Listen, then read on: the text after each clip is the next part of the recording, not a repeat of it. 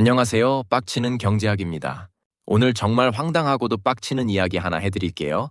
여러분, 상식적으로 한번 생각해 봅시다. 세상에서 가장 경기를 안 타는 장사가 뭘까요?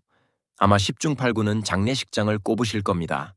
사람은 누구나 죽고 그 죽음은 우리가 불황이라고 해서 멈추는 게 아니니까요.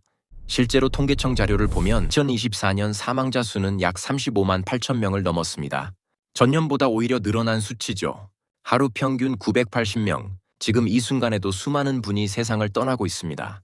시장 논리로만 따지면 지금 대한민국 장례식장들은 유례없는 호황을 누리며 돈을 쓸어 담고 있어야 정상입니다. 그런데 현실은 어떻습니까? 지금 전국 곳곳에서 장례식장들이 줄줄이 문을 닫고 있습니다.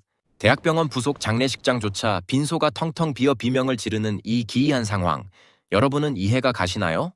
오늘 우리가 파헤칠 첫 번째 주제는 바로 죽음이 늘어나는데 장례식장은 망한다? 육개장 경제학의 배신입니다.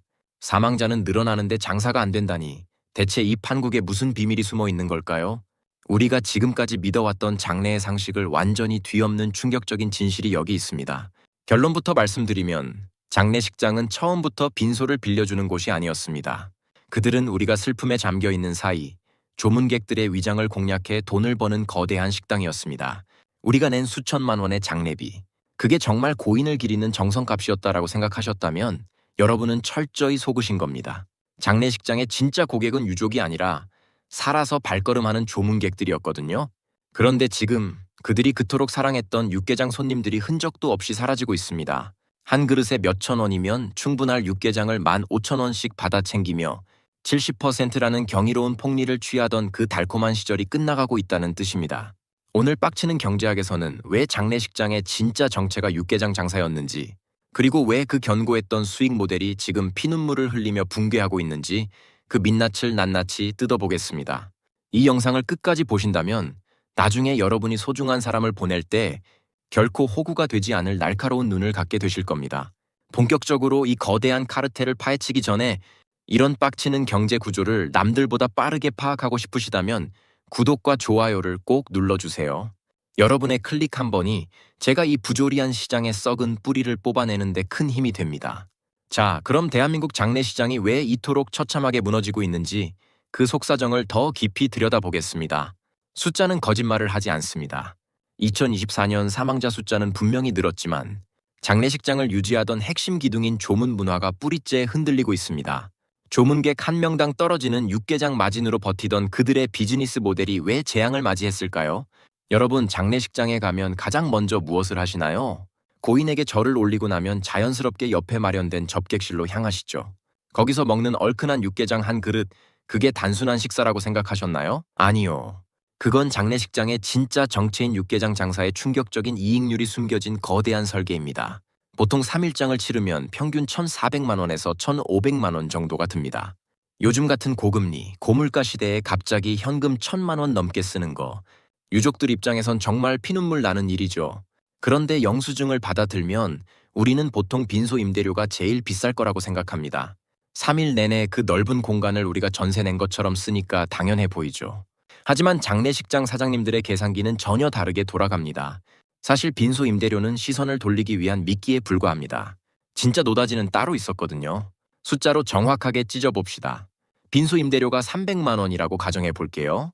여기서 인건비, 시설 유지비, 전기세 같은 고정비를 다 빼고 나면 사장님, 손에 남는 순이익은 약 30% 정도, 즉 90만 원 남짓입니다. 물론 이것도 큰 돈이지만 진짜 대박은 음식값에서 터집니다. 조문객 150명에게 식사를 대접하면 음식값으로만 약 300만 원 정도가 나갑니다. 겉으로 보기엔 빈소 임대료랑 비슷해 보이죠? 하지만 수익률을 뜯어보면 소름이 돋습니다. 장례식장 음식은 대량 조리가 쉽고 맛이 표준화되어 있어서 원가 통제가 기가 막히게 잘 됩니다. 재료비 다 따져봐도 이익률이 무려 70%에 달하거든요. 300만 원어치 음식을 팔면 사장님은 앉은 자리에서 210만 원을 순이익으로 챙기는 겁니다. 빈소 빌려주고 90만 원 벌 때 육개장 팔아서 그 2배가 넘는 돈을 가져가는 구조인 거죠. 결국 우리가 장례식장이라고 불렀던 곳의 실체는 빈소 임대업이 아니라 고마진을 남기는 육개장 전문 식당이었던 셈입니다. 왜 하필 육개장이냐고요? 여기에도 다 경제적 이유가 있습니다. 큰 솥에 한 번에 100인분씩 끓이기 쉽고 누가 끓여도 맛이 일정하며 무엇보다 들어가는 재료비 계산이 명확하거든요. 이건 단순한 음식이 아니라 장례식장의 수익을 보장하는 완벽한 경제적 장치입니다. 그런데 여기서 아주 빡치는 시뮬레이션을 하나 해보겠습니다. 만약 조문객이 150명에서 50명으로 줄어들면 어떻게 될까요? 빈소는 그대로 쓰니까 임대 수익 90만 원은 유지됩니다. 하지만 음식 수익은 어떻게 될까요? 110만 원에서 50만 원 수준으로 수직 낙하합니다. 전체 이익이 반토막 이상 날아가는 거죠. 장례식장들이 줄폐업하는 진짜 이유 이제 감이 오시나요? 사망자가 늘어도 소용없습니다. 그들이 원한 건 고인이 아니라 그 뒤를 따라와 육개장을 먹어줄 손님들이었으니까요. 우리가 슬픔에 잠겨 정신이 없는 사이 그들은 조문객의 위장을 공략해 폭리를 취해왔습니다. 이 구조를 알고 나면 장례식장에서 내어주는 육개장 한 그릇이 예전처럼 평범하게 보이지 않으실 겁니다. 참 빡치지 않습니까? 이런 구조적인 불합리를 계속해서 파헤쳐보고 싶으시다면 구독과 좋아요 잊지 마세요. 여러분이 눌러주시는 구독이 이런 어두운 경제의 뒷면을 밝히는 유일한 힘입니다. 자, 그럼 이 견고했던 육개장 성벽이 왜 갑자기 무너지고 있는 걸까요? 이 범인은 바로 코로나였습니다. 2020년 이후 장례식장의 풍경이 180도 바뀌었죠. 처음엔 다들 일시적인 현상이라고 생각했습니다. 코로나만 끝나면 예전처럼 수백 명의 조문객이 다시 북적일 줄 알았죠. 하지만 오판이었습니다. 안 가도 된다는 걸 알아버린 사람들, 그리고 무빈소 장례라는 결정타가 그들의 명주를 끊어버린 겁니다. 한번 생각해보세요. 예전엔 장례식장 가는 게 당연한 예의였고 안 가면 큰일 나는 줄 알았습니다. 상사 부친상이라면 새벽에라도 달려가고 친구 할머니 소식에 부산이든 광주든 연차를 쓰고라도 내려갔죠. 그런데 코로나를 거치며 사회적 규범이 완전히 뒤집혔습니다. 안 가는 게 배려다, 조의금만 보내는 게 깔끔하다는 인식이 상식이 된 겁니다. 사람은 원래 편한 쪽을 선택하게 되어 있습니다. 직접 가서 수십만 원의 교통비와 고비용의 감정노동을 하는 대신 계좌번호로 마음을 전하는 게 서로에게 훨씬 합리적이라는 걸 모두가 깨달아 버린 겁니다. 여기에 더해 유족들도 이제 계산기를 두드리기 시작했습니다. 조문객이 오면 올수록 음식값이 수직 상승하고 정작 고인을 진심으로 애도할 시간은 없다는 걸 알게 된 겁니다. 손님 맞느라 3일 내내 뜬 눈으로 밤을 새우며 육개장 나가는 양을 체크해야 하는 이 장례가 과연 누구를 위한 건지 의문을 갖기 시작한 거죠. 그래서 등장한 대안이 바로 빈소를 아예 차리지 않는 무빈소 장례입니다.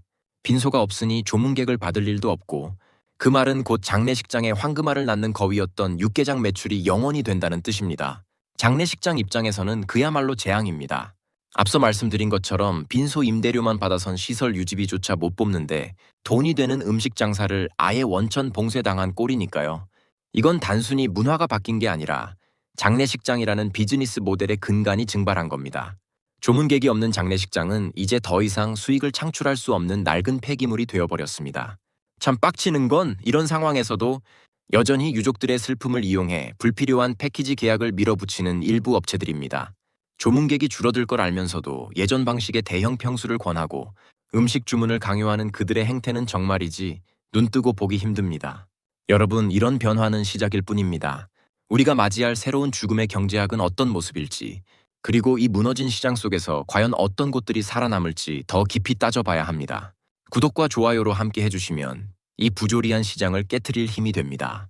자, 그럼 이제 더 냉혹한 현실, 장례시장의 양극화와 그 너머의 이야기를 시작해 보겠습니다. 이 장례시장이 어떻게 쪼개지고 있는지 그 냉혹한 현실을 마주해 봅시다. 시장이 완전히 두 갈래로 갈라지고 있습니다. 이른바 중간이 사라지는 실종 현상이 벌어지고 있다는 뜻이죠. 한쪽 끝에는 수천만 원의 돈을 아낌없이 쏟아붓는 프리미엄 장례가 있습니다. 최고급 시설에 전담 인력까지 붙어서 고인을 모시는 그야말로 자본주의의 끝판왕 같은 모습이죠. 반대쪽 끝에는 500만 원도 차에 들지 않는 미니멀 장례, 즉 우리가 앞서 말한 무빈소 장례가 있습니다. 형식보다는 실속을 챙기는 사람들이 급격히 늘어나면서 생긴 현상입니다. 진짜 문제는 그 사이에 낀 우리 동네의 평범한 중소 장례식장들입니다. 이들은 지금 진퇴양난에 빠졌습니다. 프리미엄으로 변신하자니 시설 리모델링에만 수억 원이 깨지는데 그럴 여력이 없습니다. 그렇다고 미니멀 장례를 받아주자니 그들의 생명줄이었던 음식 매출이 영원이 돼버려 당장 건물, 월세조차 못 낼 판국입니다. 투자도 못하고 간소화 추세도 못 따라가는 이 중간, 지대의 장례식장들이 지금 대한민국에서 가장 먼저 폐업 신고를 던지고 있는 겁니다. 여기에 2026년 현재 우리의 경제 상황을 한번 대입해 볼까요? 지금 기준금리는 2.5%대에서 요지부동이고 원달러 환율은 1,470원을 넘나드는 고물가 시대입니다. 이런 상황에서 갑자기 1,000만 원, 2,000만 원이라는 생돈을 장례비로 쓴다는 건 유족들에게는 엄청난 경제적 공포입니다. 결국 돈이 없어서 혹은 너무나 합리적이어서 무빈소로 쏠리게 되는데 육개장 한 그릇에 15,000원씩 받으며 연명하던 장례식장들은 여기서 다 죽어나가는 겁니다. 경제적 압박이 장례 문화의 변화를 강제로 가속화시키고 있는 셈이죠. 참 빡치는 건 이 변화의 파도가 단순히 장례식장 사장님들만 쓸어버리는 게 아니라는 점입니다. 우리의 마지막을 배웅하는 방식조차 이제 철저하게 자본의 논리에 휘둘리고 있다는 게 본질입니다. 돈이 있으면 화려한 추모를, 돈이 없으면 조용한 이별을 강요받는 이 양극화의 현장, 여러분은 어떻게 생각하시나요? 이 불편한 진실을 계속해서 파헤쳐보고 싶으시다면 구독과 좋아요를 눌러주세요. 여러분의 지지가 있어야 제가 더 날카롭게 이 시장의 이면을 뜯어낼 수 있습니다. 자, 그럼 이제 마지막 순서로 가봅시다. 이 거대한 변화 속에서 우리는 어떤 선택을 해야 할지, 그리고 장례시장의 마지막 생존 전략은 무엇인지 결론을 내릴 시간입니다. 지금까지 우리가 살펴본 이 기이한 현상들은 결국 하나의 진실을 가리키고 있습니다. 바로 장례는 더 이상 이벤트가 아니라 간소한 절차가 되고 있으며 새로운 죽음의 경제학이 시작되었다는 사실입니다. 이제는 단순히 장례식장이 망하는 걸 걱정할 때가 아닙니다.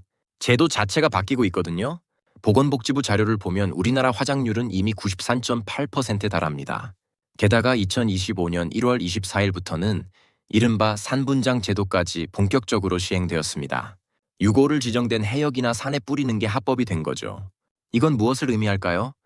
비싼 돈 들여 묘지를 만들고 관리하던 비용, 그 거품마저 완전히 사라지고 있다는 뜻입니다. 빈소도 없고 묘지도 없는 그야말로 미니멀 장례가 우리 삶의 표준이 되고 있습니다. 그렇다면 이 아비규환 속에서 살아남는 장례식장은 어떤 곳일까요? 전문가들은 입을 모아 말합니다. 이제는 공간 임대업이 아니라 절차 대행업으로 전환해야 한다고요. 유족들이 진짜 원하는 건 화려한 접객실에서 육개장을 파는 게 아닙니다. 슬픔에 잠겨 경황이 없을 때 사망 신고부터 화장 예약, 행정, 서류 처리까지 복잡한 절차를 투명하고 깔끔하게 대신해줄 전문가를 원하는 겁니다. 항목별로 명확한 가격을 공개하고 무빈소를 선택했을 때 얼마가 절약되는지 정직하게 알려주는 곳, 그런 곳만이 신뢰라는 이름으로 살아남게 될 겁니다. 여러분, 오늘 우리가 파헤친 장례시장의 민낯 참 빡치지 않습니까?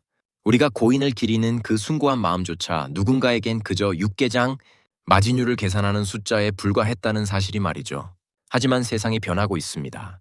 이제는 형식이 아니라 진심이, 많이 오는 것보다 조용한 추모가 더 중요하다는 걸 우리 모두가 알아버렸습니다.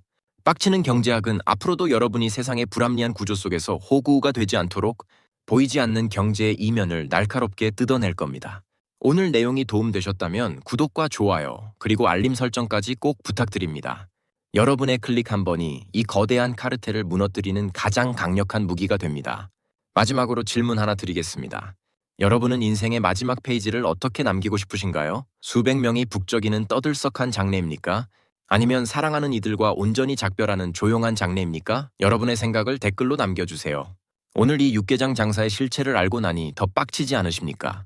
더 이상 경제 구조에 호구가 되고 싶지 않으시다면 구독과 좋아요로 함께 해주세요. 여러분의 소중한 지갑을 지키는 가장 날카로운 분석으로 다시 돌아오겠습니다. 지금까지 빡치는 경제학이었습니다. 감사합니다.